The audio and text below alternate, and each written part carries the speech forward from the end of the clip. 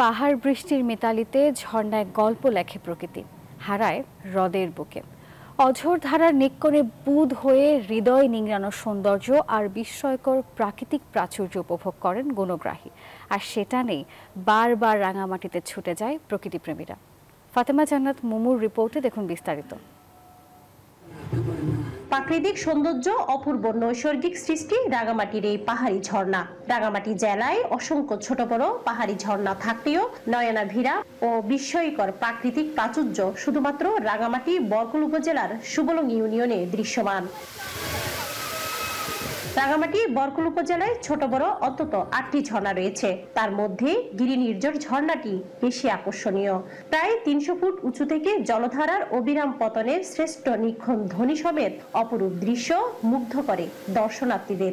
ওয়েদারটা খুবই সুন্দর, আমার মন প্রফুল্লিত হয়েছে, অভিভূত হয়েছে আমার মন। অনেক মজা লাগছে, এটা আসলেই সুন্দর। প্রায় প্রতিদিন পর্যটক ও স্থানীয়দের ভিড়ে অপরূপ সৌন্দর্যে সাজে এই ঝর্ণাস্থল। বান্ডেল থাকলে প্রতি সেনমানিতে টাকা বাঁচবে। বিকাশ সেনমানি বান্ডেল কিনে জিতুন প্রতি লেনদেনে। দূর দূরান্ত থেকে লোকজন এখানে আসে, এসে একটু প্রশান্তির হাওয়া নিয়ে যায়। অনেক ভালো লাগছে, অনেক মনোমুগ্ধকর পরিবেশ, যেখানে আসলে মন জুড়িয়ে।